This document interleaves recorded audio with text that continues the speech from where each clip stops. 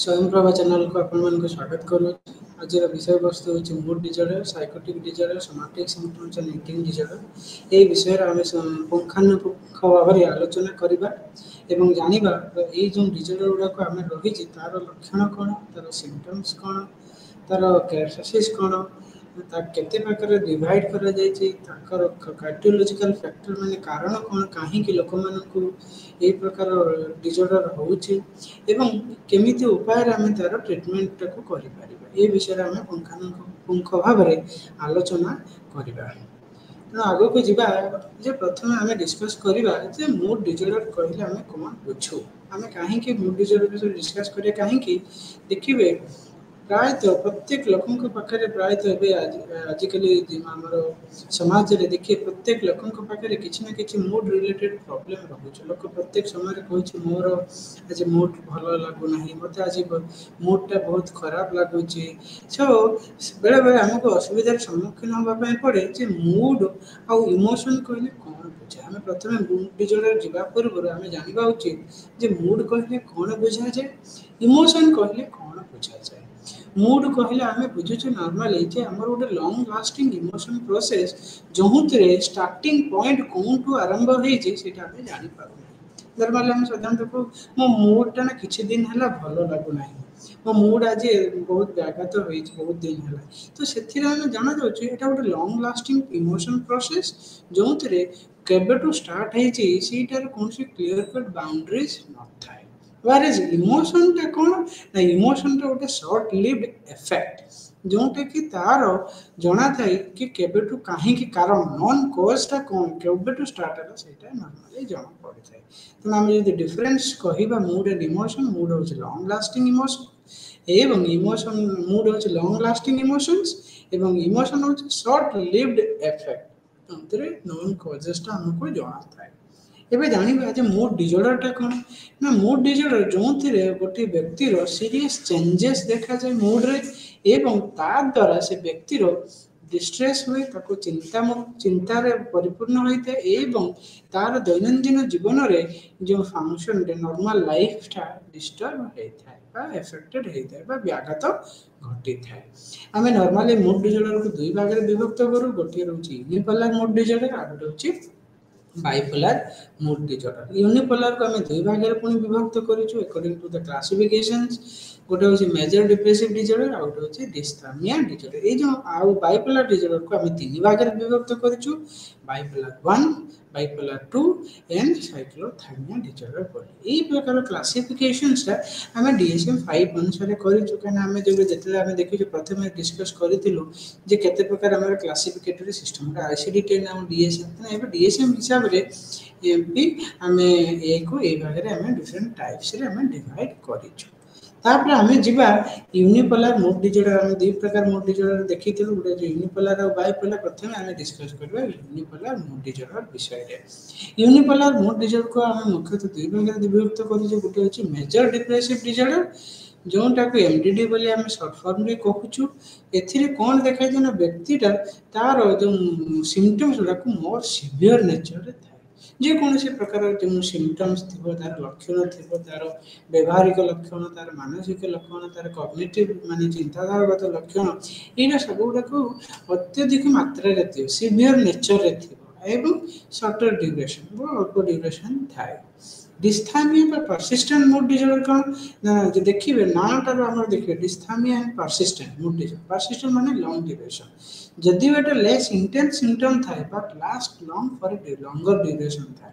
ये जो लास्टिंग तार पीरियडटा सिम्पटम्स नेचरटा बहुत दिन धरी देखा जाए। नॉर्मली गोटे पिक्चर आम देखिए से पिक्चर देखा जे नॉर्मल मूड कौन, मेजर डिप्रेशन कौन, डिस्थामिया कौन, डबल डिप्रेशन यही सब ये कैटेगरी नॉर्मली आसे। नॉर्मल मूड कौन ना, आज ठीक अच्छे टे मूड टे कौन से मोमेंट आपको खराब लगे तेना आपंकर मूडटा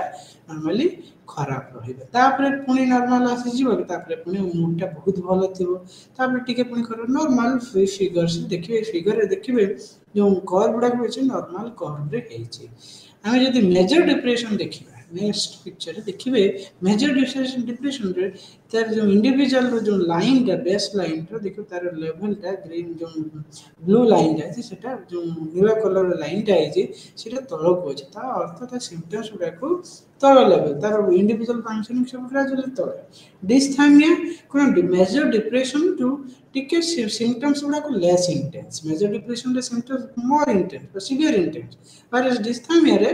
लेस इंटेंस सेटा लंगर ड्यूरेशन है कि रहे एवं डबल डिप्रेशन देखिए जोटा कि डिस्थामिया सिम्पटम्स थिबो पुणी आउ थरे तमर मेजर डिप्रेसिव एपिसोड रहइबो गोटे dysthymia episode along with major depressive episode ताको हमें डबल डिप्रेशन हां एबे हमें बुझिबा ये सब normally major depressive disorder dysthymia disorder ये सब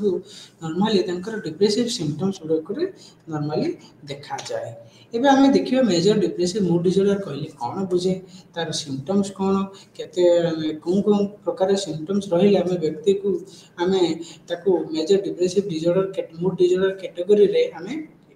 रखी पारिबा एथे मेजर डिप्रेसिव डिसऑर्डर देखिबे मुख्यतः सिम्पटम्स गुडा को तार लक्षण गुडा को मूड रिलेटेड होइथे मुख्यतः नॉर्मली डिप्रेस्ड मूड रहितबो तार कंडीशंस ता जो मूड रो कंडीशन बहुत क्रोनिक नेचर रहितबो तार खेल कूद परिवार मिलामिशा खाइबा लाइफ रे डिफरेंट एक्टिविटीज जोंगा को रही जे सेतिरे तार इच्छा नथिबो आग्रह प्रकाश करू नथिबो तार मन भितरे जो इंटरेस्ट आग्रह शक्ति ता कमी जाय एवं ये जो मेजर डिप्रेशन मेजर डिसऑर्डर रे recurrent episode of severe depression है डिफरेंट रिकरेंट बारंबार रिकरेंट माने बारंबार एपिसोड बहुत बड़ा एपिसोड थिबो जोंटा करे सिवियर डिप्रेशन थिबो एवं गोटे फॉर एग्जांपल गोटे नॉर्मल एपिसोड रो तारा जो 10 वर्ष गोटे एपिसोड रहिला 10 वर्ष गोटे हम ड्यूरेशन नबा से 10 वर्ष भितरे डिफरेंट वर्ष 2 वर्ष अंतर रे देखिबे 4-5 टा सिवियर डिप्रेशन एपिसोड वर्ष एपिसोड थियो तापर ठीक थियो तापर वर्ष 2 वर्ष परे पुणी मेजर डिप्रेशन यही प्रकार recurrent episode of severe depression देखा जाए तो पिक्चर आपण देखिबे नॉर्मल स्टेज ता दर्शा जायछि रेड लाइन रे तापर देखिबे ग्रीन लाइन रे डिफरेंट कर्व हे के जो मेजर डिप्रेसिव एपिसोड रहिछि प्रथमे छोट डिप्रेसिव एपिसोड तापर नॉर्मल स्टेज पर कि पुणी सिवियर लेवल हे के पुणी ठीक हे कि पुणी एमिति नॉर्मली रिसर्चर्स फाउंड करछन्ती जे major depressive episode average number of episode 4 थोर आसुछि गोटे मनुष्य जीवन रे और जहाँ को मेजर डिप्रेसिव होइते तार जो लाइफ टाइम रे 4 थोर मिनिमम टा नॉर्मल टा एवरेज टा आसे मिनिमम एवरेज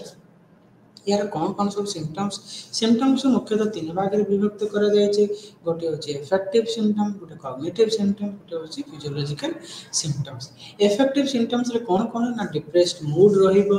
एनेडोनिया माने होछि तार अर्थ होछि जे कोनोसी जिनिस प्रति तार आग्रह रहिबनी कि सेतिरे कोनोसी प्रकार प्लेजरेबल सेंसेशन से अचीव करि पारिबनी गोटे खेल रे आग्रह रहिले तार कोटे से मजा लागे ताको भलो लागे खेलिया पय बा कोनोसी पढिबा पय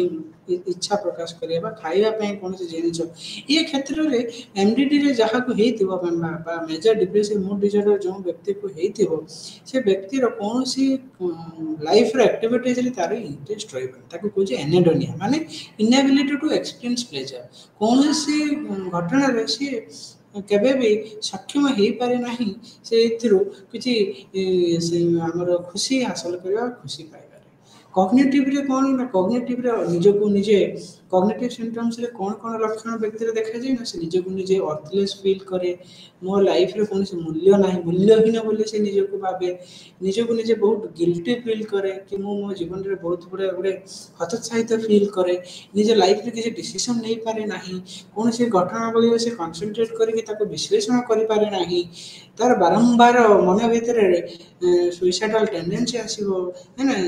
बारंबार मरि जिबार इच्छा रहिबो कोन से भलो भाबरे डिसीजन कोन से क्षेत्र रे नै पारिबो नाही प्रत्येक क्षेत्र रे निज को दायी माने करबो एई प्रकार ओटे mood related cognitive related symptoms ता तार लक्षण गुडा को देखा जिवो फिजिकल ले कोन एजिटेशन देखा जिवो बायोलॉजिकल बा साइकोमोटर रिटार्डेशन माने तार फिजियोलॉजिकल रे व्याघात देखा जिवो निद होबो नाही खाइबा कमी जिवो निजर वजन कमी जिवो बा वजन बढ़ी जिवार भी चांस अधिक चांसेस थाए ନିଜକୁ ଏନର୍ଜି ସକ୍ଷମ କରିପାରେ ନାହିଁ କୌଣସି କାମ କରିବା ପାଇଁ है ना हाई अधिक निद हो पारे बा कम निद हो पारे यही प्रकार फिजियोलॉजिकल सिम्पटम्स देखा जाए देखिए ये हूँ आमर मेजर डिप्रेसिव मूड डिसऑर्डर लक्षण बड़ी एबे आमे जिबा डिस्थामिया बा परसिस्टेंट डिप्रेसिव डिसऑर्डर विषय बुझा डिस्थामिया कहले कौन ना गोटे क्रोनिक फीलिंग ऑफ डिप्रेशन এইটা ফর লাস্ট এটলিস্ট 2 ইয়ার্স এতে দেখবে ডিউরেশনটা 2 ইয়ার্স পর্যন্ত রয়েছে মানে কন্টিনিউয়াস লঙ্গর পিরিয়ড টাইম পর্যন্ত এই প্রকার পারসিস্টেন্ট ডিপ্রেসিভ ডিসঅর্ডরটা দেখা যায় এতে কোন কোন লক্ষণ সব দেখা যায় না ফিলিং টায়ার্ড সে অত্যধিক নিজକୁ টায়ার্ড ফিল করিব নিজ মনর চিন্তাধারা দুরাগ্রস্ত হয়ে যাব হ্যাঁ সদাবেলে চেষ্টা করিব कि ମୁଁ जो कौन काम गोटे स्वतंत्र जावाक हेल्ले कौन दुकान को कौन बाहर को हेल्ले जमी फिल हम जे मुझे बहुत चेष्टा कर मो द्वारा किसी संभव ही पारना से निज जीवन में किसी एंजॉय करें ना स्लीप रे बहुत प्रोब्लेम खाइबार प्रोब्लेम अत्यधिक इनसोम्निया हो पारे अत्यधिक निद भी हो पारे और निद भी न हुए है ना बारंबार निद भांगी जाऊ निज निज निज भितर जो एनर्जी शक्तिटा से फील करे मोर बहुत लो रही जाए तार इटिंग चेंजेस इटिंग हैबिट खाइबार प्रयास खाइबार प्रणालीटा भी बहुत कमी जाए आगर जमी मात्रा खाऊ एवं से मात्रा खाऊ न है तार निजक निज इभालुएसन करवा जो निज विषय चिंताधारा निज विषय जो भावना बहुत पोर थी निजक निजे हतोत्साहित मन कर निजक निजे हताश मन कर मोर कहीं ना मत कहीं हेल्प करने कहीं ना ये सब प्रकार सिम्पटम्सटा देखा जाए कौन ना परसिस्टेंट डिप्रेसिव डिसऑर्डर बा डिस्थाइमिया ये देखिए देखूँ जो पिक्चर आपने देखिपारे जो देखिए different phase persistent depressive disorder low grade of symptoms रोचे डिप्रेशन फॉर एटलीस्ट 2 इयर्स प्रत्येक कंटिन्यूअसली बहुत एपिसोड रे देखिए सिम्पटम्स गुड़ा को केमिति नॉर्मल टू डेविएट करछि परसिस्टेंट डिप्रेसिव डिसऑर्डर रे एबे आमे जीवा डबल डिप्रेशन बोले गोटे रही एटा ए कैटेगरी रे आसे डबल डिप्रेशन कौन ना छी बोथ जो डबल डिप्रेशन से तार जो क्राइटेरिया रही major depressive disorder and persistent depressive disorder ये दुईटा क्राइटेरिया को से फुलफिल करूथ डबल डिप्रेशन जो व्यक्ति प्रथम मेजर डिप्रेसिव डिसऑर्डर होइतिबो एवं ता सहित परसिस्टेंट डिप्रेसिव डिसऑर्डर भी से आक्रांत होइतिबो तेणु ए जो मैंने प्राक्टिशनर था हेल्थ प्राक्टिशनर जो मैंने क्लिनिकल प्राक्टिशनर था से माने बहुत फाइंडिंग पाइले जे रिसर्चर्स मैंने फाइंडिंग पाइले कि ये जो डबल डिप्रेशन प्रोग्नोसिस रेट बहुत पोर है एवं high rate of relapse and recurrence रो अधिक चांस है रिलैप्स माने कौन पुणी थरे होबा बा रिलैप्स एंड रिकरेंस रो अर्थ होची ना सही सिम्पटम्स सही लक्षण गुड़ा पुणी थरे किछि दिन पर पुणी देखे पुणी से व्यक्ति क्षेत्र में देखा जावा तेणु ये चांसेसटा डबल डिप्रेशन रे अधिक मात्रा रे देखा जाए एबे हमें जीवा बाइपोलर मूड डिसऑर्डर विषय जानिबा बाइपोलर मूड डिसऑर्डर को मुख्यतः 3 भाग रे विभक्त करा जाय छै गोटे होचे बाइपोलर 1 बाइपोलर 2 एवं साइक्लोथाइमिक डिसऑर्डर बाइपोलर 1 डिसऑर्डर कहिले कोन बुझा जाय ना एथिरे मुख्यतः एपिसोड गुडा को मेजर डिप्रेशन मानिया बा और हाइपोमेनिया रे रहिता एथिरे मुख्यतः मैनिक सिम्पटम्स थिबो बा डिप्रेसिव सिम्पटम्स थिबो मैनिक सिम्पटम्स रे देखो पिक्चर रे देखिबे जोथे सिम्पटम्स गुडा को एग्रावेटेड के ऊपर देखा जाय छै बाइपोलर 1 रे एवं तापर किछि दिन परे किछि किसी दिन किसी मास अंतराल पर देखिए सिम्पटम्स गुड़ा तौक आसे मतलब अत्यधिक मूड लेवल अत्यधिक हाई एनर्जी और लो एनर्जी मैनिक सिम्पटम्स किसी थी डिप्रेसिव सिम्पटम लो मूडटा बहुत लो रम करने इच्छा प्रकाश नजक निजे दुश्चिंता फिल करा होपलेस फिल करवा हेल्पलेस फिल करवा चिंताधारा बहुत लो फिल करवा कौन सी काम करने को आग्रह न सब मूड हाइपर माने मानिया कौन सब किसी अधिक मात्रा अधिक इलेक्टेड मूड थी अधिक खुशी थी अत्यधिक एनर्जी फिल कर सबकि करें ये अत्यधिकटा अधिका हो जाए तेणु यही प्रकार बाइपोलर 1 रे देखा जाए बाइपोलर 1 रे एटा गोटे अल्टरनेटिव सिम्पटम्स रे कहा मध्य ना manic symptoms and major depressive episode bipolar 2 रे कौन ना कंप्राइजेस ऑफ ये कौन कंप्राइज करे ना episode of hypomania that is alternate with episode of major depression एथिरे हाइपोमेनिया भी रहबे एवं ता सहित मेजर डिप्रेशन भी रहबे दी प्रकार आउ साइक्लोथाइमिया कौन ना numerous period of mild depression and mild elation Etah mild level रे रहइबो कोन कोन सब पीरियड रे ना डिप्रेशन रे आ इलेशन इलेशन माने टिके मूड नॉर्मल टू टिके अधिक अधिक खुशी इलेशन माने अधिक खुशी आमे मूड टा देखु जे नॉर्मल लेवल नॉर्मल स्ट्रेस ताके हसी हेबा टिके खुशी हेबा टिके मूड लेवल टा अधिक एनर्जेटिक फील करबा ता सहित डिप्रेशन टा भी माइल्ड लेवल रे थिबो मैनिक रे कोन इलेशन रेट बहुत हाई थाए किंतु साइक्लोथर्मिक इलेशन इलेशन रेट टा टिके माइल्ड लेवल थे पिक्चर अपन देखि पारथुबे साइक्लोथर्मिक डिजॉर्डर रे केमिति जो लाइन टा रही जे बेस लाइन टा नॉर्मल इंडिकेशन कराबा नॉर्मल को देख दर्शाउଥାଏ एवं ता ऊपर टा होची माइल्ड इलेशन तळटा जोंडा को देखा जाउची सेटा को होची माइल्ड डिप्रेशन सिम्पटम्स हैं ये अल्टरनेटिव करे कहा का भितर ना हाइपोमानिया और डिप्रेशन भितर एबे हमें जिबा बुझिबा मैनिक एपिसोड विषय जोंटा कि हमर चिंता विषय जे आमे बुझिलु जे बाइपोलर एंड बाइपोलर 2 रे मैनिक एंड डिप्रेशन भितर अल्टरनेटिव स्विच करूची सिम्पटम गुला तो आमे एबे जाने मैनिक कहले कोन बुझिबा मैनिया कहले कोन बुझा जाए मैनिया गुटे इमोशनल स्टेट जोंतरे इंडिविजुअल रो इमोशन का बहुत इंटेंस लेवल था इंटेंस रिलेशन था इन यूजुअली से लोकटा बहुत जल्दी इरिटेबिलिटी हो जाए कौन सी सिचुएशन हो कौन सी मुहूर्त कौन सी घटना बोले जल्दी जल्दी इरिटेबिलिटी हो हैं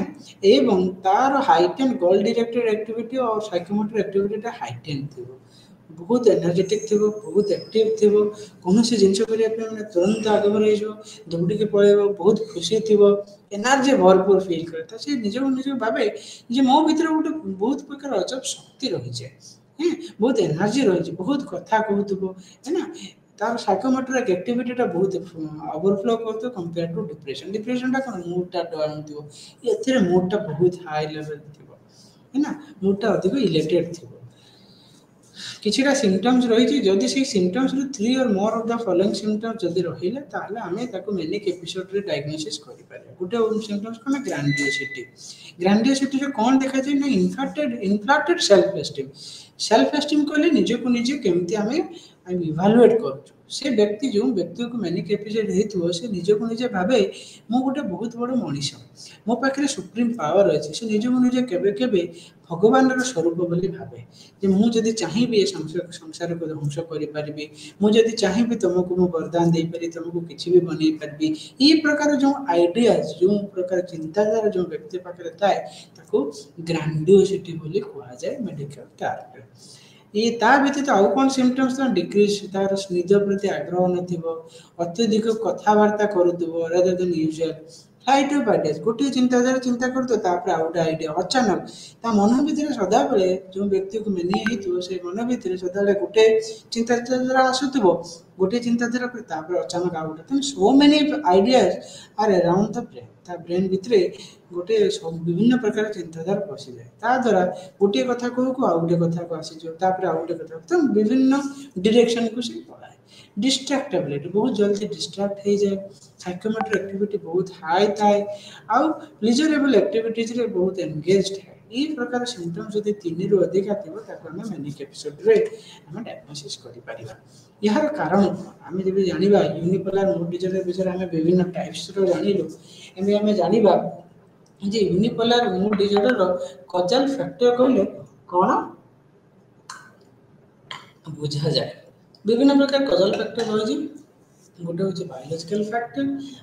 आ गोटे हूँ साइकोलॉजिकल फैक्टर बायोलॉजिकल फैक्टर जो रिसर्चर माने अबे रिसर्च कर दर्शाइले कि जेनेटिक गोटे रोचे कारण से गोटे मुख्य कारण फॉर हैविंग यूनिपोलर डिसऑर्डर से माने पाइले जे मोनोजाइगोटिक ट्विन्स एवं डाइजाइगोटिक ट्विन्स भितर से माने रिसर्च करले एवं पाइले जे मोनोजाइगोटिक ट्विन्स माने जो माने जीन टा को शेयर जीन से माने को भितर देखिल अधिक मात्रा रे ताको यूनिपोलर मूड डिसऑर्डर से से माने आइडेंटिफाई कले जे जेनेटिक रो रोल भी अत्यंत रही जे फॉर जानबा पई जे यूनिपोलर मूड डिसऑर्डर कोन सिमिलरली रिसर्चर माने neurochemistry hormones neuroanatomy neurophysiology sleep and circadian rhythms रो रोल से भी दर्शाई थिले जे एई गुडा को विभिन्न कारण न्यूरोट्रांसमीटर रे से माने कहले नॉरएपिनेफ्रिन डोपामिन एंड सेरोटोनिन ए तीनोटी मुख्य न्यूरोट्रांसमीटर जोंटा कि हमको यूनिपोलर मूड डिसऑर्डर करैबारे सहायता करिता करे थाए करैबार कारण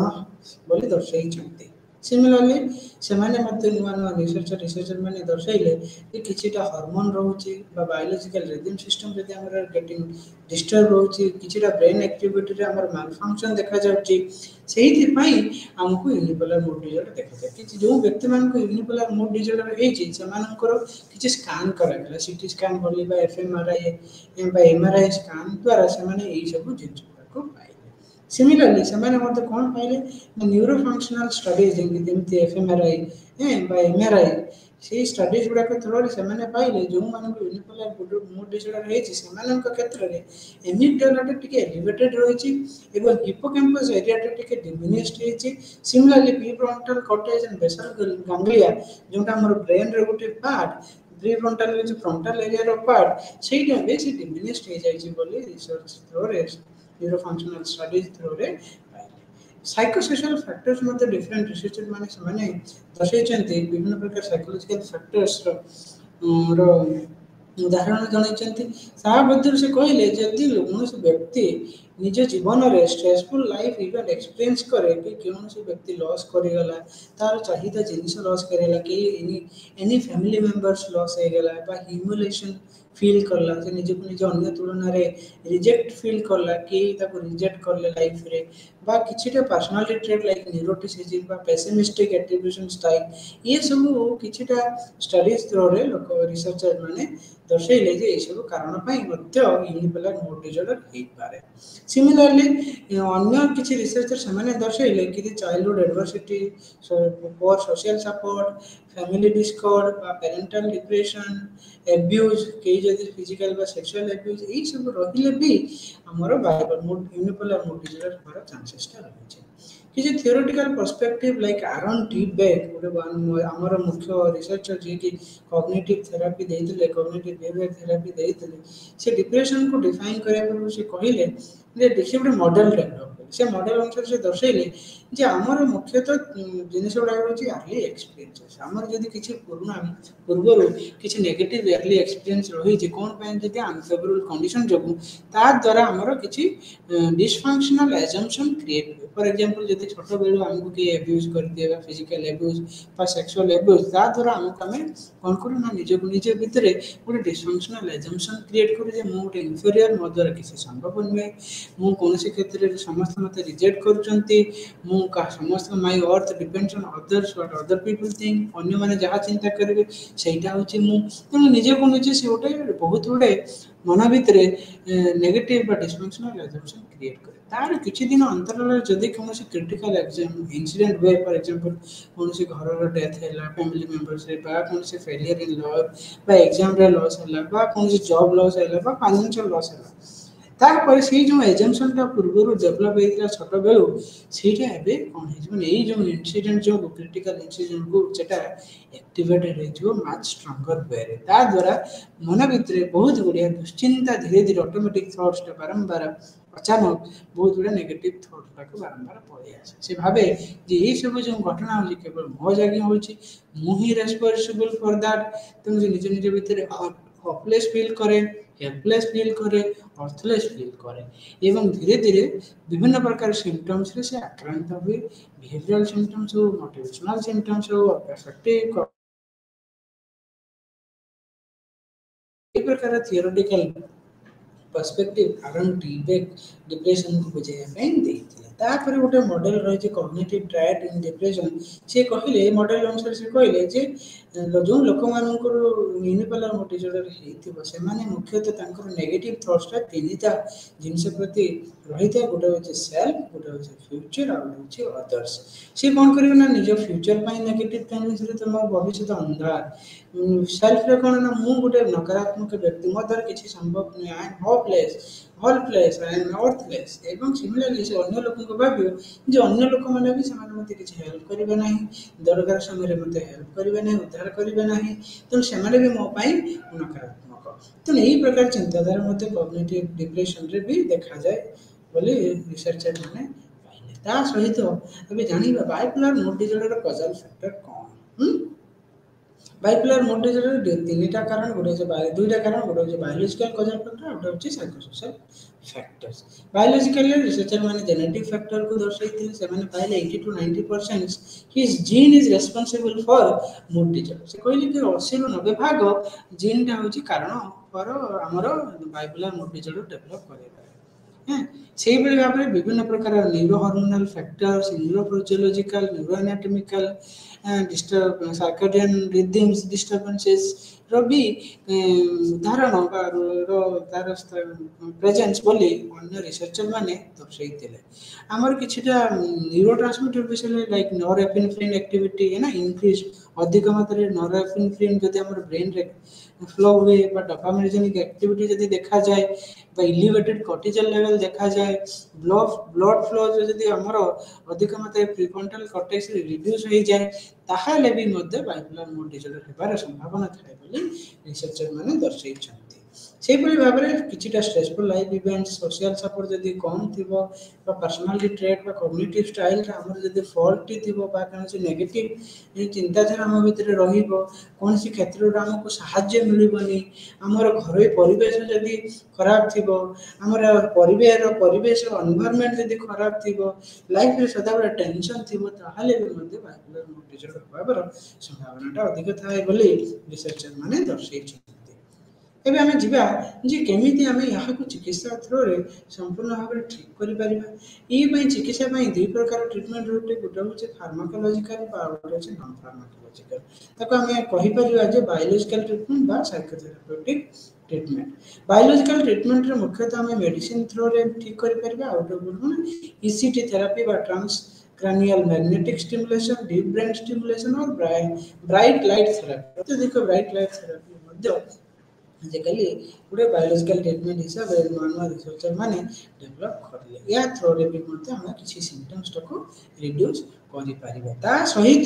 किछिटा साइकोथेरेपिक ऊपर मध्य मुख्यतः लोक माने एम्फासिस दैछन्ति से मध्य रहिला कोन ना cognitive behaviour therapy psychoeducational approach supportive psychotherapy interpersonal psychotherapy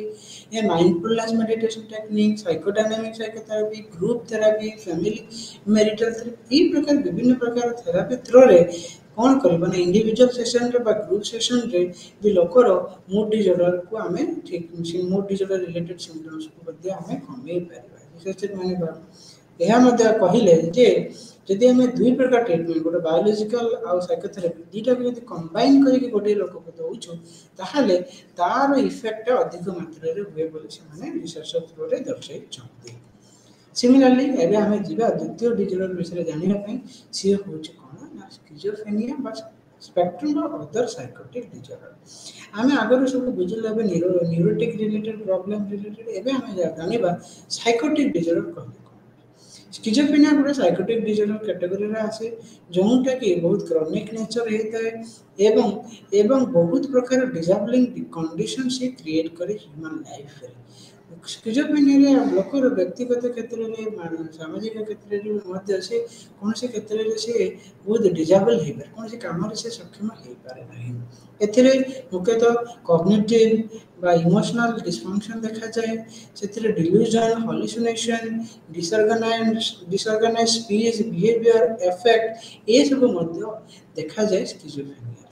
schizophrenia रे जो व्यक्ति हेइथे तार लाइफ टे बहुत डिवास्टेटिंग हो जाए सी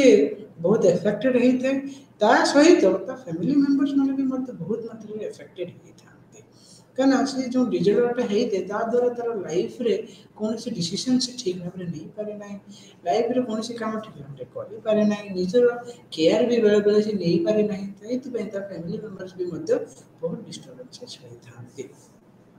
ये जो व्यक्ति को स्किजोफ्रेनिया रिलेटेड बा अदर साइकोटिक रिलेटेड डिसऑर्डर होता है से व्यक्ति रो परसेप्शन तार चिंताधारा तार कथबार्ता तार चाली चलन रे बहुत प्रकार व्याघात देखा जाए से बड़ी भाव में तार दैनंदिन जीवन रे भी मत तार प्रभावटा अधिक मात्रा रे ताई सोसाइटी ताको बहुत बड़ क्षेत्र रे डिवैल्यू अत्यंत दुष्ट माने बायस मैनर भाव रे देखे नेगेटिव विषय रे ताको परसीव करे एवं लोकंक भितर गोटे stigmatise discriminated ways of perceiving रही स्किजोफ्रेनिया को लेकिन बोली रिसर्चर मैंने दर्शाई। एबे आम जाना तार केमी हिस्टोरिकल ओवरव्यू कौन कौन रिसर्चर मैंने केमी डिफाइन कले पूर्वर इमेल ट्रैपलिन बोली गोटे रिसर्चर थिले सी डिमेंशिया प्रिकस बोली स्किजोफ्रेनिया को कहले ସେଥିରେ କ'ଣ କହିଲେ ନା ଦୁଇ ପ୍ରକାର ସିମ୍ପଟମ୍ସ ଗୋଟେ ହେଉଛି କଗ୍ନିଟିଭ୍ ଡିକ୍ଲାଇନ୍ ରହିବ ତାକୁ ଆମେ ଡିମେନ୍ସିଆ କହୁଛୁ ପ୍ରିକସ୍ ମାନେ ଇୟର୍ଲି ଅନସେଟ୍ ଏ ଯେଉଁ ସ୍କିଜୋଫ୍ରେନିଆକୁ ସେ ଗୋଟେ ନୂଆ ନାଁ ଦେଲେ କ'ଣ ନା ଡିମେନ୍ସିଆ ପ୍ରିକସ୍ ଏବଂ ସେଥିରେ କଗ୍ନିଟିଭ୍ ଡିକ୍ଲାଇନ୍ ରହିବ ଯେଉଁଥିରେ ଯେମିତି କେମିତି ଡିମେନ୍ସିଆରେ ହୁଏ ସ୍ମରଣ ଶକ୍ତି ଘଟିଯିବା ଚିନ୍ତାଧାରାରେ କମ୍ ହୋଇଯିବା ଡିସିସନ୍ ନେଇପାରିବେ ଏବଂ ଏଇଟା ବହୁତ ଜଲ୍ଦି ଅନସେଟ୍ ଇୟର୍ଲି ହେଇଥିବ ବୋଲି ସେ ନାଁ ନିଜର ଆଉ ଗୋଟେ ରିସର୍ଚର ଥିଲା ତା ନାଁ ହେଉଛି ୟୁଗେନ୍ ବ୍ଲୋଏଲର ସିଏ କହିଲେ ସେ ସ୍କିଜୋଫ୍ରେନିଆ ଟର୍ମଟାକୁ ଡିମେନ୍ସିଆ ପ୍ରିକସ୍ ଥିଲା ତାପରେ ସେ 1911 ମସିହାରେ ତାକୁ ସ୍କିଜୋଫ୍ରେନିଆ ଟର୍ମ ବୋଲି ଦେଲେ ତାକୁ କହିଲେ ଏଇଟା ଗୋଟେ ସ୍ପ୍ଲିଟିଂ ସାଇକୋଟିକ୍ ଫଙ୍କସନ୍ ବା ସାଇକିକ୍ ଫଙ୍କସନ୍ ଏଥିରେ ଦୁଇ ପ୍ରକାର 4 ପ୍ରକାର ରହିଛି ଫର୍ ଏଜ୍ କ'ଣ ନା ଡିଷ୍ଟର୍ବାନ୍ସେସ୍ ଅଫ୍ ଆସୋସିଏସନ୍ ସେ ଆସୋସିଏଟ୍ କରିପାରେ ନାହିଁ निज सहित समाज को निज सहित परिवेश को निज सहित तार एनवायरमेंट को से एसोसिएट ठीक भाव में करे पारे जो कि लूजनिंग ऑफ एसोसिएशन देखा जाए तार एसोसिएशन रे तार जो समाज सहित जो संपर्कटा हेरा डिस्टर्बेंसेस होइते तार निज सहित अन्यर संपर्कटा को डिस्टर्बेंस होइते ता सहित तार इफेक्ट रे डिस्टर्बेंसेस रहते विभिन्न प्रकार विड्रन फ्रॉम रियलिटी रू वास्तव जीवन रू से विड्रन हो जाए तार इंटरनल इनर फैंटासी वर्ल्ड रे सदा रही चिंता करे कौन होची कौन नहीं एवं से गोटे एम्बिवैलेंस रे रहे बोली यूगन ब्लोएलर डिफाइन करे ता सहित एडल्फ मेयर बोली गोटे रिसर्चर थियोरी सी कहले schizophrenia and mental disorder are due to reaction to life stress गोटे लाइफ रे स्ट्रेस जो गोटे परिवेश रे हो परिवार रे हो गोटे फैमिली रे हो कौन सी प्रकार जब स्ट्रेस रहिला ताहले से मध्य स्किजोफ्रेनिया बा मेंटल डिसऑर्डर कैटेगरी रे आसार संभावना रही हैरिस्टेक सलिवान बोली नुआ सी भी मध्य कहले जदि कौन सी लोक सोशल आइसोलेटेड हो जाए ताहले ताको स्किजोफ्रेनिया होबार संभावनाटा अधिक थाए बोली हिस्टोरिकल ओवरव्यू हिसाब रे एटा दर्शाई छथि एबे हम जिबा तार स्किजोफ्रेनिया रो लक्षण बोले विषय जानिबा स्किजोफ्रेनिया को मुख्यतः दुई प्रकार सिम्पटम्स रे हम देखुछु कोटे होचे positive negative symptoms positive symptoms रे व्यक्ति रो सिम्पटम्स रा को ओवरट बिहेवियर थोड़े देखा जिवो नेगेटिव सिम्पटम्स रे कवर्ट सिम्पटम्स देखा जिवो पॉजिटिव सिम्पटम्स रे व्यक्ति रे feelings behaviour are not actually present देखि जना पे किसी प्रेजेंट ही न थाए तार फीलिंग्स न थाए तार बिहेवियर टा ही feelings related to behaviour is not present और ता सहित तार नॉर्मल जो day to day life functioning टा बहुत एक्सेस थिबो बिहेवियर टा एक्सेस थिबो for example hallucination and delusion हम ए विषय पर डिस्कस करिया कोन सेटा बट एई प्रकार उदाहरण रही छै पॉजिटिव सिम्पटम्स नेगेटिव सिम्पटम्स रे कोन ना feelings and behaviour are usually present that is absence difficulty in normal behaviour जेतरे कोन कोन पॉवर्टी ऑफ स्पीच रहइबो फ्लैट इफेक्ट आउट फ्लैट हे रहइबो एवोल्यूशन एफाथी ए सोशलिटी बोली एक प्रकार नेगेटिव सिम्पटम्स रहुची ता सहित हमें बुझिबा जे विभिन्न प्रकार पॉजिटिव सिम्पटम्स कोन स्किजोफ्रेनिया रे रुहे positive symptoms delusion with positive symptoms भितर गोटी मुख्य सिम्पटम्स होची डिल्यूजन कौन ना डिल्यूजन गोटे प्रकार भ्रांत धारणा बा विश्वास जोटा कि सी बिना एविडेंस रे से भाबे जे धर जाओ एग्जांपल मो सामने मते के भी मो पछरे के नै बट मो पछरे के किछि कथा होउछि मो विषय किछि कहूछि बा अन्य लोक विषय कहूछि ताको जाय कि ना किंतु से लोकर हम जदि देखिबा एविडेंस कोन व्यक्ति नथिबे किंतु ताको किछि पुरे देखा जाउछि बा सुना जाउछि जे व्यक्ति किछि ताको कोन से निर्देश देउछि ता अर्थ ता मन भितर गोटे भ्रांत धारणा सृष्टि होउछि जोंथिरे कि कोन से एविडेंस नथा बस रियलिटी रे कोन से वास्तवता नथा विभिन्न प्रकार डिल्यूजन रही जोटे डिल्यूजन होचे पर्सिक्यूटिव डिल्यूजन आ गोटे होचे ग्रैंडियोस डिल्यूजन सोमैटिक डिल्यूजन आ गोटे होचे ideas of references for example persecutive delusion रे तार जो बिलीफ सिस्टम तार जो विश्वास गोटे फिक्स्ड थिबो एवं अजुक्तिकर थिबो सी सदाବେଳେ भाभी मते कई गुने हार्म करने पे चेष्टा करूची मते कई कहूची म तते मारी देबी मो पछरे बहुत लोक पढिचंती मते देखा सुना जाउची लोक मो विरुद्ध किसी चक्रांत चलेचंती ये प्रकार लक्षण रहले ताका हम पर्सिक्यूटिव डिल्यूजन बोली कहू से भाव में ग्रांडियर डिल्यूजन कौन ना से निजक भाव मो भर गोटे सुप्रीम पावर रही जाए मो पाखे भगवान मत गोटे अत्यधिक सुप्रीम पावर देती मुझे चाहिए ये पृथ्वी को ध्वंस कर मुझे चाहिए गोटे देशर राजा मुझे चाहिए तुमको राजा मंत्री कर यही प्रकार चिंताधारा रही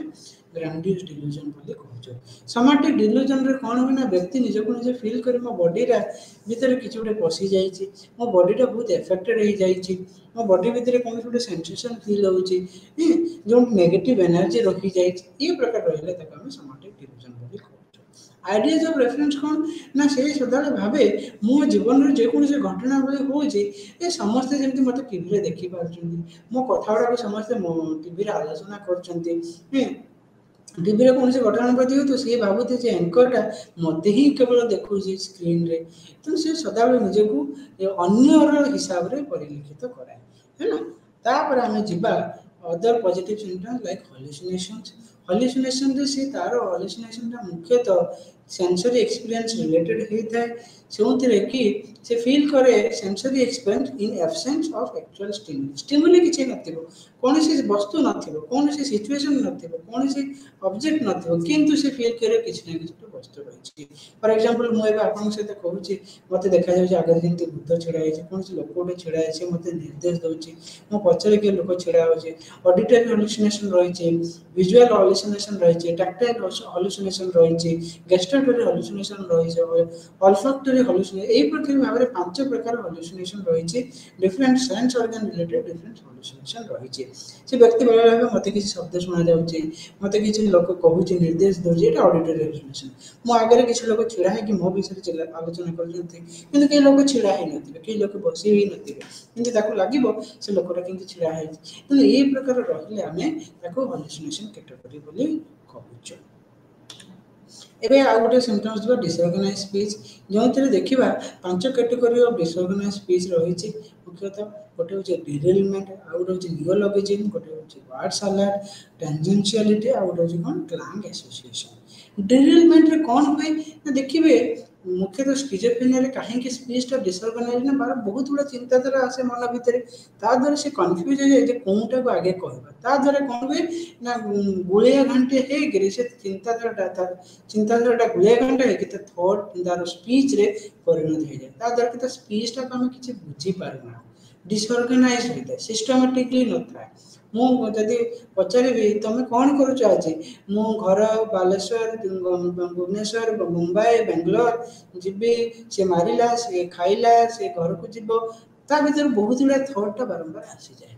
यही प्रकार रहिले से चिंताधारा को हम डिसऑर्गेनाइज स्पीच कहूँ डिरेलमेंट कौन हुए ना तार लॉजिनिंग ऑफ एसोसिएशन रही जाए डिरेल हो जाए गोटे ट्रैक रे जाउथबो से ट्रैक रे कथाडा जाउथबो ट्रैक रे जाउथबो लाइन रे थिबो तार पुणी हठात अन्य लाइन को पहुंचो से लॉजेस फोकस हो जाए तार फोकसटा लॉज हो जिवो तार रास्ता जो कथाटा थिबो डायरेक्टेड सेटा अनडायरेक्शनल हो जिवो फॉर एग्जांपल यदि हमें कौन से विषय पचार तो कौन करुच बाबा ना तो कौन करुच तुम कहीं आसीच मु जीवी खाइबा बसती किंतु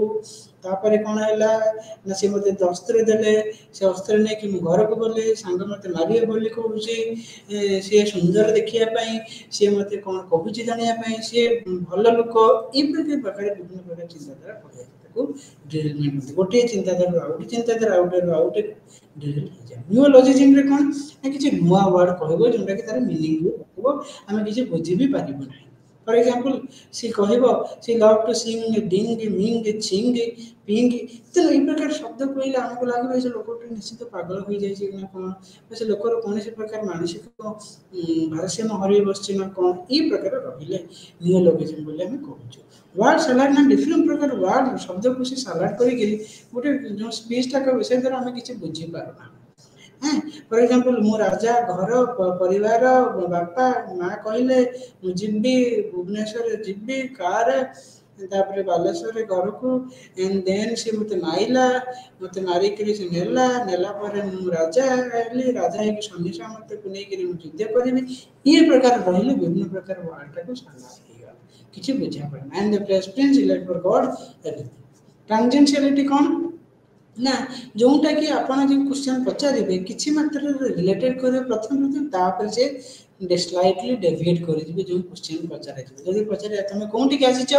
मुझे हॉस्पिटल को डॉक्टर देखापी किंतु मत जन कहले मारे को मुझे मारे देली ना सी मत बारंबार धमकाऊँचे एन तापर मो नना मत कहले मो भाई मत डाकिले एन मु घर को गली कार कि प्रकार प्रथम से कहले ठीक धीरे धीरे ग्रेजुअली डिले क्लाइंट एसोसिएशन कहले कौन बुझे ना repetition of same word over and over गोटे शब्द को बारंबार कहब जब तुम पचारे तुम कौटे आसीच hospital hospital hospital hospital hospital hospital माने गोटे शब्द को सी बारंबार कहबाक क्लाइंट एसोसिएशन बोली कहूँ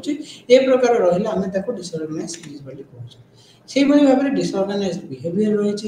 जमी बिहेवियर आदर से डिसऑर्गेनाइज होते काटाटोनिक बोली कहुए देखिए देखिए गोटे गोटे लोक को जब आम कौन पोस्चर रखिले एमती हाथ रखिए एमती हाथ रखिथे और से continuously for longer period of time रखिपारे ताको आम काटाटोनिक पोस्चरिंग बोली कहूँ जो व्यक्तिटार गोटे पोजिशन गोटे विजय पोस्चर भी रखीदे भी सी रही थे एमती तेणु ये प्रकार पोस्चर रहा काटाटोनिक पोस्चर बोली कहूँ डिफिकल्ट पोस्चर डिफिकल्ट पोजिशन भी रखिले भी रही गोटे गोड़ छिड़ा घंटे 2 घंटा 5 घंटा पर्यंत भी रही पारे से व्यक्ति माने ता सहित इंडिविजुअल भी केतले स्टॉप मूविंग कंप्लीटली बारंबार एमती स्टिक होके रही है ना बिकमिंग ताको आम काटाटोनिक स्टूपर बोली कहूँ है ना ये प्रकार रहिले जो बिहेवियर तार day to day life effect हुए एवं सेटा द्वारा के लगा जाए बिहेवियर तार जो देखा जाए से डिसऑर्गेनाइज सिमिलरली तार इफेक्ट भी इफेक्टेड होता है इन स्किजोफ्रेनिया रे एबे आमे जीवा नेगेटिव सिम्पटम्स विषय पे नेगेटिव सिम्पटम्स कहले flat effect alogia avolition anhedonia sociality flat effect कौन ना इफेक्ट कौन इमोशन न था लेक ऑफ इमोशन कौन सी कहा प्रति दया माया ये भावना न था ना खुशी थी ना दुख थी ना कौन सी प्रकार राग थी ना रोष थी इमोशन लेस थी फ्लैट इफेक्ट एरा रहिले एरा नेगेटिव सिम्पटम्स बोली कहूछु नो आई कांटेक्ट कहा सहित कथबार्ता कला बेले जेंते हम आखि को आखि सामने न थी सोशल इंटरेक्शन ही नथिबो एलोगिरे कोन ना स्पीच ही नथिबो पचारिबो किछ कहबो ना चुप रहबो पॉवर्टी ऑफ स्पीच तार कथबार्ता रे कम थिबो हां किछ कहि परिबो नहीं हैं आउ कोन एवोल्यूशन ना कोन से गोल डायरेक्टेड बिहेवियर एपैथी और एवोल्यूशन ता कोन ना ताको किछ कोन से गोल डायरेक्टेड बिहेवियर नथिबो कौन सी वर्क करने इच्छा नथिबो कौन सी घटना करने इच्छा नथिबो एम्प्लॉयमेंट करबो नहीं जॉब को जीवो नहीं स्कूल को जीवो नहीं सोशल एक्टिविटीज रे परफॉर्म करबो नहीं ई प्रकार जदि तार इच्छा प्रकाश करे ताको एवोल्यूशन बोली हम कहूछु से प्रकार एनेडोनिया ताको हम कहूछु इनेबिलिटी टू एक्सपीरियंस प्लेजर और लैक ऑफ प्लेजर जो तेरे लाइफ रो डिफरेंट एक्टिविटीज को से एक्सपीरियंस करि पारे नहीं तार सत्य जो आनंद से पाइबा के से पाइ सोशलिटी कौन ना से अन्य लोकों सहित मिलामिशा कर सोशल गैदरिंग सहित ठीक भाव में चल पारे से कनेक्शन टाक ठीक भाव में डेभलप कर ये प्रकार रही सोशलिटी कहूँ ये भाव में स्किजोफ्रेनिया को डिफरेंट कैटेगरी कहुँ जदि आम DSM-5 रे आम से टाइप्स टाक आम एवोलिस्ट कर लेकिन DSM-IV अनुसार डिफरेंट कैटेगरी रे डिफाइन कर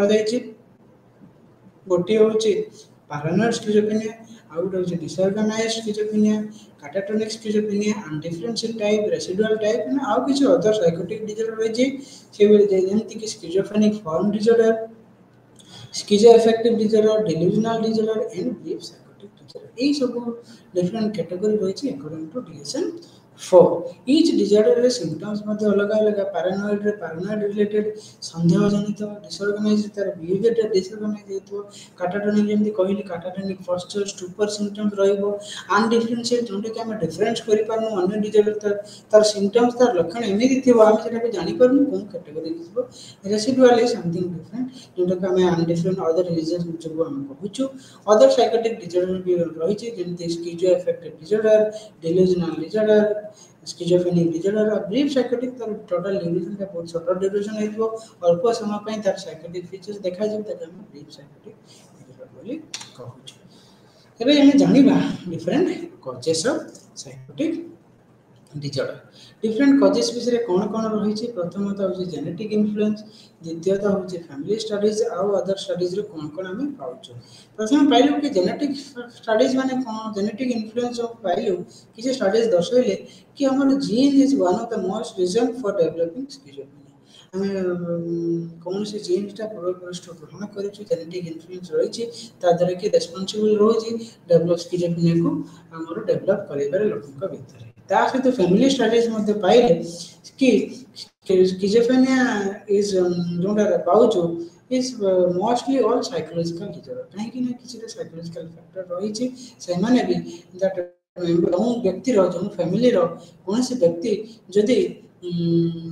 स्किजोफ्रेनिया एफेक्टेड हो तार पूर्वपुरुष भी हबार चांसेस रही कौन दर्शाला ना जेनेटिक इन्वॉल्वमेंट रही फैमिली स्टडीज रे जणाइला ट्विन स्टडीज दर्शाइला एडॉप्शन स्टडीज दीटा स्टडीज रही सी मतलब दर्शाइला कि genetic factors is all responsible for developing schizophrenia से मैंने आइडेंटिटी से पाइले जे जो मैंने आइडेंटिकल ट्विन जो एका भाई देखा देखिए से आइडेंटिकल ट्विन्स कहूँ से मध्य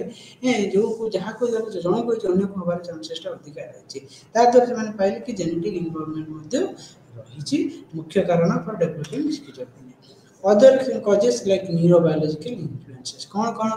malfunctioning of brain रो कौन से एरिया रे जदि हमें malfunctioning होउछ डोपामाइन सेरोटोनिन ता जदि एक्सेसिव अमाउंट फ्लो करूची ताले हमर जो पॉजिटिव एंड नेगेटिव सिम्पटम्स जमते रहिछि hallucination delusion positive symptom negative anhedonia alogia apathy asociality avolition ये सब डेवलप होबार चांसेस टा अधिक रहिछि बोली रिसर्चर हैरिसन 2012 रे पाइले सिमिलरली जदि excessive stimulation रहुछि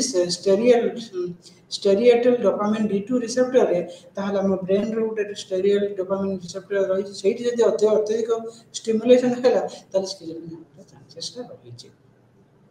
similarly other researcher माने कौन पाइले ना deficiency in prefrontal dopamine D1 receptor रे जदि रही ताहले भी मत स्किजोफ्रेनिया हबो है ना अल्टरनेशन एंड प्रीफ्रंटल एक्टिविटी भी मत रहिबो ता द्वारा भी स्किजोफ्रेनिया हबार चांसेस रही ब्रेन वॉल्यूम रो जदि लॉस रहिला बा रिड्यूस हे गेला डेंसिटी लाइक एक्शन हमर डिफरेंट ब्रेन मेकानिज्म रही एक्शन डेंड्राइट सिनेप्सिस तार जदि डेंसिटी ता जदि रिड्यूस हे गेला जदि कमी गला बा हमर ब्रेन वॉल्यूम ब्रेन भीतर जो वॉल्यूम रही ताकू जदि हम लॉस हे गेला बा हमर साइज एमिगडाला डिक्रीज हे गेला prefrontal cortex basal ganglia thalamus limbic system रो सर्टेन ऑर्गन एब्नॉर्मलिटी रिसर्चर मध्ये पाइले समान दर्शाइले एई सब रहिले कारण स्किजोफ्रेनिया होबार संभावना अधिक रही बोली रिसर्चर माने दर्शाई से भाव में अदर साइकोसोशियल इन्फ्लुएंस रही स्ट्रेस प्रीनाटल कॉम्प्लिकेशन आम जो डेवलपमेंट रोचे से किसी कॉम्प्लिकेशन रोचे कि जन्म समय किसी इन्फेक्शन हो कि वायरल द्वारा एफेक्टेड हो रुबेला हो एनसेफालिटिस हो माल न्यूट्रिशन हो ये सब रहिले स्किजोफ्रेनिया हबार चांसेसटा रिस्कटा अधिक बढ़ी जाए बोली रिसर्चर मैंने similarly life events substance use जदि आम अत्यधिक मात्रा निशाग्रस्त हो कौन सी घटनावली अत्यधिक दुश्चिंता रही हठात आपंकर परिवार स्वामीटे मरीगला वाइफटे मरीगला कौन से व्यक्ति जहाँ आप चाहूँ सी मरीगले फाइन कौन डिफरेंट लाइफ इवेंट्स भी स्किजोफ्रेनिया होबार चांसेस रही किसी कल्चरल एंड इवोल्यूशनरी फैक्टर रही कारण स्किजोफ्रेनिया डेवलप करिबारे से बोली जमती डिस्क्रिमिनेशन हो आइसोलेशन सोशल आइसोलेशन हो सोशल सपोर्ट जदि आम पोर पाउछु निजको जदि आम इवालुएशन करबा अत्यधिक पोर हिसाब रे ताहाले भी मध्य स्किजोफ्रेनिया होबार चांसेसटा रही बोली रिसर्चर माने तबे हमें आगे डिस्कस करें हमें ट्रीटमेंट को केमिति हिसाब रे यार ट्रीटमेंट करिबा गोटी होची बायोलॉजिकल ट्रीटमेंट जोंथिरे कि हमें तीनटा जिनस ऊपर मुख्यतः देखो दर्शाउछु गोटे होची फार्माकोथेरापी आ गोटे ईसीटी इलेक्ट्रोकन्वल्सिव थेरापी आ गोटे होची mixed therapy that is pharmacotherapy and ECT से विभिन्न प्रकार एंटीसाइकोटिक मेडिकेशन ऊपर दर्शाई जो मैंने 1950s रे एंटीसाइकोटिक मेडिकेशन इंट्रोड्यूस होला थ्रू से पाइले जे क्लोरोप्रोमाइजिन बोले गोटे मेडिसिन रही सेटा स्किजोफ्रेनिया को ट्रीटमेंट करिवारे साहाय्य कराए से भाव में क्लोजापाइन रेस्पिडोरन बोले मेडिसिन रही है आम जो पॉजिटिव नेगेटिव सिम्पटम्स रोचे स्किजोफ्रेनिया रे ताको रिड्यूस करिया साहाय्य करे बोली रिसर्चर माने पाइले ए रहिला फार्माकोथेरापी ତା ସହିତ ଡିଫରେଣ୍ଟ ନନ୍ ଫାର୍ମାକୋଥେରାପେଟିକ୍ ଟ୍ରିଟମେଣ୍ଟ ରହିଛି, ଯେମିତିକି ଆମେ ରିହେବିଲିଟେସନ୍ କରିପାରିବା ସ୍କିଜୋଫ୍ରେନିଆକୁ। ତାଙ୍କ ଡେ ଟୁ ଡେ ଲାଇଫ୍କୁ ଆମେ ଆଣିପାରିବା, ସେମାନେ ସମାଜ ସହିତ କେମିତି ଚଳିପାରିବେ ସେଇଭଳି ହିସାବରେ ଆମର ବହୁତ ଗୁଡ଼ା ଟ୍ରେନିଂ ରହିଛି। ତାକୁ କ'ଣ କହୁଛୁ ନା ଗୋଟେ ବେସିକ୍ ଲାଇଫ୍ ସ୍କିଲ୍ ଟ୍ରେନିଂ, ଆଉ ଗୋଟେ ହେଉଛି social skill training. Basic life skill training ଯେଉଁ ବ୍ୟକ୍ତିମାନେ କ୍ରନିକ୍ ବା ସିଭିୟର୍ ସ୍କିଜୋଫ୍ରେନିଆରେ ଆକ୍ରାନ୍ତ ହେଇଥିବେ ତାଙ୍କୁ ଆମେ କ'ଣ କରୁଛୁ ନା ବିଭିନ୍ନ ପ୍ରକାର ଟେକ୍ନିକ୍ ଥ୍ରୋରେ ତାଙ୍କର ଡେ ଟୁ ଡେ ଲାଇଫ୍ ଫଙ୍କସନିଂଟାକୁ ସେମାନେ ଯେମିତି ନିଜେ କରିପାରିବେ, ନିଜେ ବ୍ରସ୍ କରିବା, ନିଜେ ଖାଇବା, ନିଜେ କପଡ଼ା ସଫା କରିପାରିବା, ନିଜର କେମିତି ଇନକମ୍ କରିପାରିବେ, କେମିତି ନିଜର ଲାଇଫ୍ଟାକୁ ଅର୍ଗାନାଇଜ୍ କରିପାରିବେ, ନିଜର ଯତ୍ନ ନେଇପାରିବେ, ନିଜର ଡୋମେଷ୍ଟିକ୍ ସ୍କିଲ୍ସ କିଛି ସେମାନେ ଡେଭଲପ୍ କରିପାରିବେ, ଏ ବିଷୟରେ ଆମେ ତାକୁ ଡିଫରେଣ୍ଟ ସ୍କିଲ୍ ଥ୍ରୋରେ ସ୍କିଜୋଫ୍ରେନିଆ ପେସେଣ୍ଟମାନଙ୍କୁ ଆମେ ସେ ଫୋକସ୍ କରିଛୁ। ତାଦ୍ୱାରା ସେମାନେ ଡେଭଲପ୍ କରିପାରିବେ, ନିଜକୁ ନିଜେ ସେ ଚଳିପାରିବେ। ମୁଖ୍ୟ ଉଦ୍ଦେଶ୍ୟ ରହିବ କି ଆମେ ପେସେଣ୍ଟକୁ ସିଏ ଯେମିତି ନିଜେ ନିଜର ଯତ୍ନ ନେଇପାରେ, ନିଜର କେୟାର ନେଇପାରେ। ସେଭଳି ଭାବରେ ସୋସିଆଲ୍ ସ୍କିଲ୍ ଟ୍ରେନିଂ ବି ଆମେ ତାକୁ ମଧ୍ୟ ଗୁରୁତ୍ୱ ଦେଉଛୁ। ସେଥିରେ ଆମେ କ'ଣ ନା ଯେଉଁ ବ୍ୟକ୍ତିମାନଙ୍କର ନେଗେଟିଭ୍ ସିମ୍ପଟମ୍ସ ରହିବ ସେମାନେ ମୁଖ୍ୟତଃ ସୋସିଆଲ୍ ସ୍କିଲ୍ଟା ବହୁତ ପୁଅର୍ ଥାଏ ସ୍କିଜୋଫ୍ରେନିଆରେ। ତେଣୁ ତାକୁ ଆମେ କ'ଣ କରିବା, ତାଙ୍କର ଇଣ୍ଟରପର୍ସନାଲ୍ ସ୍କିଲ୍ ବା ସୋସିଆଲ୍ ସ୍କିଲ୍କୁ ଡେଭଲପ୍ କରିବା ପାଇଁ ତାଙ୍କୁ ଆମେ ଟ୍ରେନିଂ ଦେଉଛୁ। ସେ ଟ୍ରେନିଂରେ ଆମର ମୁଖ୍ୟ ଉଦ୍ଦେଶ୍ୟ ରହିବ କି ଭାର୍ବାଲ୍ ଆଣ୍ଡ ନନ୍ ଭାର୍ବାଲ୍ କମ୍ୟୁନିକେସନ୍ଟାକୁ କେମିତି ଆମେ ଭଲ ଭାବରେ କହିପାରିବା, ନିଜର ଇଚ୍ଛାକୁ ପ୍ରକାଶ କରିପାରିବା, ନିଜର ମନର କଥାକୁ ପ୍ରକାଶ କରିପାରିବା, ଡିଫରେଣ୍ଟ ରିକ୍ରିଏସନାଲ୍ ଆକ୍ଟିଭିଟିରେ ସେମାନେ ଯେମିତି ଏନ୍ଜୟ କରିପାରିବେ, ନିଜ ଲାଇଫ୍ରେ ସେ ଯେମିତି ପ୍ଲେଜର୍ ସେନ୍ସେସନ୍ ପାଇପାରିବେ, ଆନନ୍ଦ ପାଇପାରିବେ, ଖୁସି ହେଇପାରିବେ, ନିଜ ଅନ୍ୟ ଇଭେଣ୍ଟ ଗୁଡ଼ାକରେ ସେମାନେ ଅଂଶଗ୍ରହଣ କରିପାରିବେ, ସେଇ ଉପରେ ଆମେ ମୁଖ୍ୟ ଉଦ୍ଦେଶ୍ୟ ଦେଉଛୁ କି କାହା ଥ୍ରୋରେ ନା ସୋସିଆଲ୍ ସ୍କିଲ୍ ଟ୍ରେନିଂ ଥ୍ରୋରେ। ସିମିଲାରଲି ଭାବରେ ଆମେ ଅନ୍ୟ କିଛି ଟେକ୍ନିକ୍ ଉପରେ ଫୋକସ୍ ଦେଉଛୁ ଯେଉଁଟାକି vocational skill training and rehabilitation process, ଯେଉଁଥିରେ ଆମେ କିଛି ଭୋକେସନାଲ୍ ସ୍କିଲ୍ ଦେଉଛୁ, ଯେମିତି ସେ ଅକୁପେସନାଲ୍ ସ୍କିଲ୍ ଦେଉଛୁ, ସେଥିରେ ସେ କିଛି ରୋଜଗାର କରିପାରିବେ, ରୋଜଗାରକ୍ଷମ କରିପାରିବେ, କିଛି ଇନକମ୍ କରିପାରିବେ, ତାଦ୍ୱାରା ସେମାନେ ନିଜର ଦୈନନ୍ଦିନ ଜୀବନ ସୁରୁଖୁରୁରେ ଚଳିପାରିବେ, ସେ ବିଷୟରେ ବି ଆମେ ଭାବନା ବା ଆମର ଉଦ୍ଦେଶ୍ୟ ରହୁଛି। ସେହିଭଳି ଭାବରେ ଦେଖିବେ ଆମେ କିଛି ଭୋକେସନାଲ୍ ଟ୍ରେନିଂ ପ୍ରୋଗ୍ରାମ୍ ରହିଛି, ସେଇଭଳି ଯେମିତିକି ସେଲ୍ଟର୍ଡ ୱାର୍କସପ୍ ବା ହାଫୱେ ହୋମ୍ସ ହେଉ ବା ପାର୍ଟ ଟାଇମ୍ ଟ୍ରାଞ୍ଜିସନାଲ୍ ଏମ୍ପ୍ଲୟମେଣ୍ଟ ପ୍ରୋଗ୍ରାମ୍ ହେଉ ବା ଆମର ସପୋର୍ଟିଭ୍ ମଡେଲ୍ କିଛି ରହୁ ବା ଫର୍ମାଲ୍ ଜବ୍ ଟ୍ରେନିଂ, ଏହି ପ୍ରକାର ରହିଛି। ବିଭିନ୍ନ ହସ୍ପିଟାଲ୍ ସେକ୍ଟରରେ, ଗୋଟେ ଏନ୍ଜିଓରେ, ବିଭିନ୍ନ ପ୍ରକାର ଏନ୍ଜିଓ, ଗୋଟେ hospital, government hospital, different private organisation, ସେ ଏହିସବୁ ପ୍ରକାର ଭୋକେସନାଲ୍ ଟ୍ରେନିଂ ପ୍ରୋଗ୍ରାମ୍ ମଧ୍ୟ ଦେଉଛି। ବା ହସ୍ପିଟାଲରେ ଆପଣ ଯଦି ସ୍କିଜୋଫ୍ରେନିଆ ପେସେଣ୍ଟକୁ ଆଡମିଟ୍ କରିଲେ ସେ ବି ମଧ୍ୟ ସେ ଚେଷ୍ଟା କରୁଛି ଏ ପ୍ରକାର ଟ୍ରେନିଂ ପ୍ରୋଗ୍ରାମ୍ ଦେବାରେ, ଯାହାଦ୍ୱାରା କି ସେ ବ୍ୟକ୍ତିର individual life, personal life, social life as well as occupational ଲାଇଫ୍ଟା ବେଟର୍ ହିସାବରେ କରିପାରିବ, ବେଟର୍ ହିସାବରେ ଚଳିପାରିବ ଏବଂ ସେ ନିଜକୁ ନିଜେ ପରିବର୍ତ୍ତନ କରିପାରିବ, ତା'ର ଜୀବନ ସହିତ ଖାପ ଖୁଆଇ ଚଳିପାରିବ, ସମାଜ ସହିତ ଖାପ ଖୁଆଇ ଚଳିପାରିବ।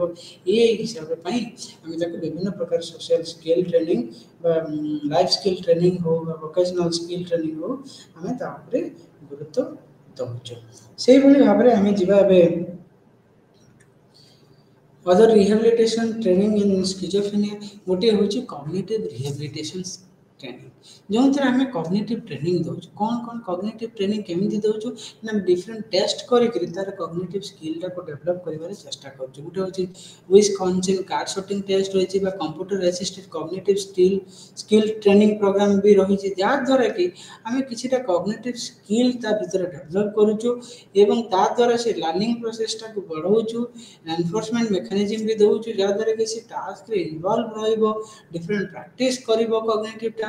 ତାଦ୍ୱାରା ସେ ନିଜର କଗ୍ନିଟିଭ୍ ଏବିଲିଟିଟାକୁ ଡେଭଲପ୍ କରିପାରିବ। ଏହି ପ୍ରକାର ବି ସୁବିଧା ରହିଛି ଯେଉଁ ସ୍କିଜୋଫ୍ରେନିଆ ପେସେଣ୍ଟ ପାଇଁ ବା ଟ୍ରିଟମେଣ୍ଟ ପ୍ରୋସିଡିଓର ରହିଛି। ତା ସହିତ ଆମେ ଫ୍ୟାମିଲି ଇଣ୍ଟରଭେନସନ୍ କରୁଛୁ। ଫ୍ୟାମିଲି ଇଣ୍ଟରଭେନସନ୍ରେ ଯେଉଁ ବ୍ୟକ୍ତି ବିଶେଷ ଯେଉଁ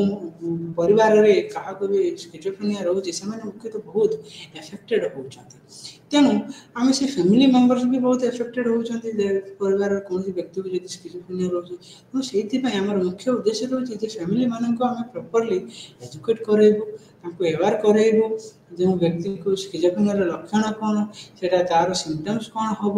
ତା'ର ନିରାକରଣ କ'ଣ, ତା'ର ଡିମେରିଟ୍ସ କ'ଣ, ତାଦ୍ୱାରା ତା'ର କ୍ଷତି କ'ଣ ହୁଏ, ତାକୁ ଆମେ କେମିତି ସମ୍ଭାଳି ପାରିବା, ତାର ଟ୍ରିଟମେଣ୍ଟ କ'ଣ ଦେଇପାରିବା, ଟ୍ରିଟମେଣ୍ଟର ପ୍ରୋସିଡ଼ିଓର କ'ଣ, ସାଇକୋଥେରାପି ପ୍ରୋସିଡ଼ିଓର କ'ଣ, ନନ୍ ଫାର୍ମାଲୋଜିକାଲ ଟ୍ରିଟମେଣ୍ଟରେ କ'ଣ କ'ଣ ଦିଆଯିବ, କେତେ ଦିନ ଦିଆଯାଏ ମେଡ଼ିସିନ ଚାଲିବ,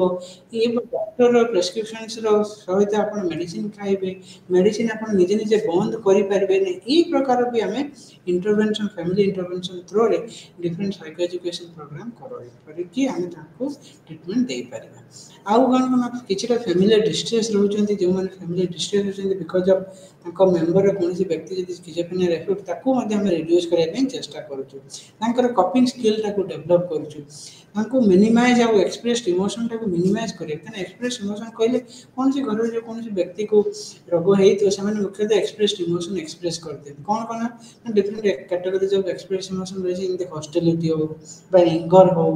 ବା ଅତ୍ୟଧିକ ଓଭର ଇନଭଲଭମେଣ୍ଟ ହଉ, ଏ ପ୍ରକାର ରହିଛି ଏକ୍ସପ୍ରେସ୍ଡ ଇମୋସନ। ମାନେ କାହା କଥାରେ ଘର ପରିବାର ହେଇଥିବ ସେମାନେ ଘୃଣା କରିବେ, ତା ପ୍ରତି ରାଗ କରିବେ, କେତେ ଦିନ ଆଉ ଲୋକଙ୍କୁ ସମ୍ଭାଳିବେ। ତେଣୁ ସେ ବାରମ୍ବାର ସେ ଗୋଟେ ହତୋତ୍ସାହିତ ହୋଇକି ତା ପ୍ରତି ବେଳେବେଳେ ରାଗ ଭାବ ରଖନ୍ତି, କେତେବେଳେ ଘୃଣା ଭାବ କରନ୍ତି, ଆଉ କେତେବେଳେ ଅତ୍ୟଧିକ ଓଭର ପ୍ରୋଟେକ୍ଟିଭ ହେଇଯାନ୍ତି ବା ଓଭର ଇନଭଲଭମେଣ୍ଟ ହେଇଯାନ୍ତି, ଯେଉଁଟାକି ଉପଯୁକ୍ତ ନୁହେଁ ସ୍କିଜୋଫ୍ରେନିଆର ସିମ୍ପଟମ୍ସକୁ ରିଡ୍ୟୁସ୍ କରିବା ପାଇଁ। ତେଣୁ ସେ କ୍ଷେତ୍ରରେ ବି ମଧ୍ୟ ଫ୍ୟାମିଲି ଇଣ୍ଟରଭେନସନ୍ର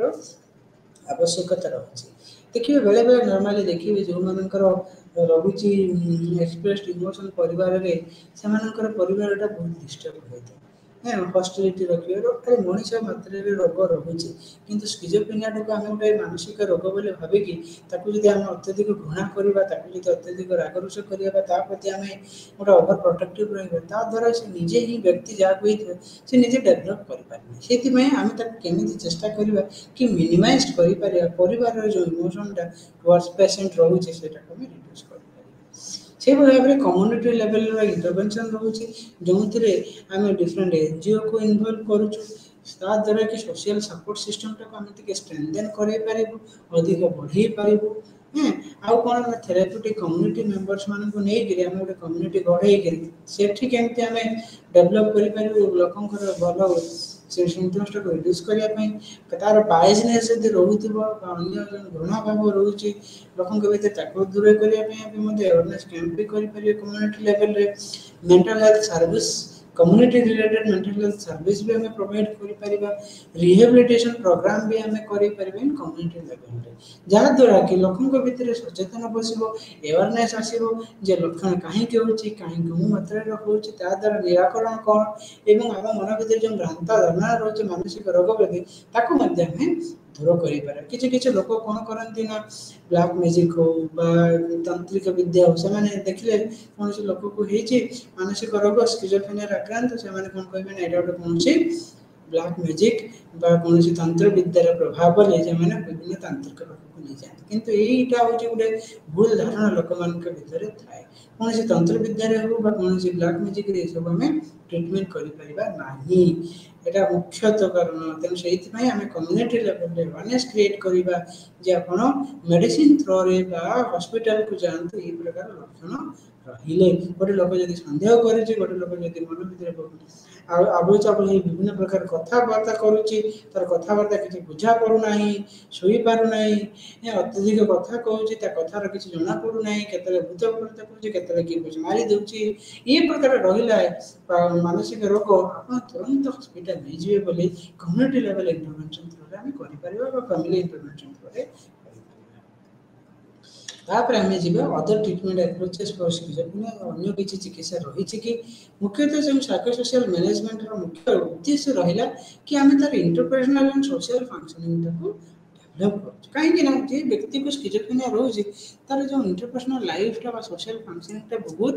କମିଯାଉଛି ଏବଂ ସେ ସଦାବେଳେ ଅନ୍ୟ ଉପରେ ଡିପେଣ୍ଡେଣ୍ଟ ହେଇପଡ଼େ, କିଛି ନିଜେ କରିପାରେ ନାହିଁ, କିଛି ନିଜେ ଚାଲିପାରେ ନାହିଁ, କିଛି ଖାଇପାରେ ନିଜେ ଖାଇବା ବି କରିପାରେ ନାହିଁ। ତେଣୁ ତାକୁ ଆମେ ସାଇକୋସୋସିଆଲ ମ୍ୟାନେଜମେଣ୍ଟ ଥ୍ରୋରେ ତାର ଇଣ୍ଟରପର୍ସନାଲ ତାର ସୋସିଆଲ ଫଙ୍କସନିଂଟାକୁ ବଢ଼ାଇବା ପାଇଁ ଚେଷ୍ଟା କରିବା। ସେ କେମିତି ନିଜ ଲାଇଫରେ ନିଜେ ଚଳିପାରିବ, ନିଜେ ନିଜର କେୟାର ନେଇପାରିବ, ତାକୁ ଆମେ ଡେଭଲପ୍ କରିବା ରୋଗୀ ମଧ୍ୟରେ। ସେଇଭଳି ଭାବରେ ତାର ଯେଉଁ ସିମ୍ପଟମ୍ସ ରହିଛି ତାର ସିଭିରିଟିଟାକୁ ରିଡ୍ୟୁସ୍ କରିବା ଏବଂ ତାର ଏଇ ସିମ୍ପଟମ୍ସ ଯୋଗୁଁ ଅନ୍ୟ କୌଣସି ଯଦି ସିଏ डिजीज डेभलप कर सिम्पटम डेभलप करुचे जमी सब्सटेंस यूज हो अदर किसी सिम्पटम ताको भी मध्य हमें फोकस करें डिजीज माध्यम यह सहित आउ कौन रहा ना improvement in other personal illness management अन्य जदि किसी पर्सनल इलनेस मैनेजमेंट रही किसी हेल्थ रिलेटेड इश्यूज रही ताको मध्य हमें ताको इम्प्रूव कर कहा थ्रो रे ना साइको सोशल मैनेजमेंट थ्रो रे विभिन्न प्रकार साइको सोशल एप्रोच रही प्रथम रहा साइकोडायनामिक साइकोथेरापी जो थे आम फ्री एसोसिएशन टेक्निक थ्रो रे हो अदर टेक्निक रे थ्रो रे असेसमेंट टेक्निक टूल्स थ्रो रे आम प्रोजेक्टिव टेक्निक थ्रो रे तार अंडरलाइन साइकोपैथोलॉजी बुझी पारिबा एवं ताको चिकित्सा करि पारिबा सेही भली भाबरे आम ग्रुप थेरापी हो family therapy cognitive behaviour therapy एवं social occupational cognitive rehabilitation technique through रे भी मध्य स्किजोफ्रेनिया रोगर निराकरण आम करि पारिबो ग्रुप थेरापी आम कौन विभिन्न प्रकार रोगी जो मैंने स्किजोफ्रेनिया आक्रांत होते नेलु से गोटे 5-10 जन ग्रुप ग्रुप मेम्बर 8-12 जन भितर ग्रुप कर प्रत्येक लोकंर विषय रोग विषय जाना से भल होता बुझा से भाव में आम रोगर निराकरण फैमिली रे आम फैमिली मेम्बर्स को इनक्लूड करवा सेठी इंटरव्यून करवा सेठी चेष्टा करवा तार चिकित्सा कर से भाव में कॉग्निटिव बिहेवियर थेरापी आम माल एडाप्टिव कॉग्निटिव फंक्शन जदि किसी रही तार चिंताधारा को चेष्टा करवा तार व्यवहार को परिवर्तन करिपारिबा तार मानसिक दुश्चिंता को दूर करवा एवं social and occupational cognitive rehabilitation through रे तार सोशल लाइफ तार ऑक्युपेशनल लाइफ एंड कॉग्निटिव जो डिस्टर्बेंस रही ताकू भी मध्य हम दूर करिपारे चेष्टा करबा ई प्रकार ट्रीटमेंट थ्रो रे आम कौन स्किजोफ्रेनिया रोग को दूर करिपारिबा एवं से भल करिपारिबा बोली चेष्टा करवा ये हूँ विभिन्न प्रकार treatment procedure for schizophrenia and mood disorder एतिक कही मोर आज विषय वस्तुर आलोचना को समाप्त करुँचे चेष्टा करी आपण मैंने भल बुझीपारे एवं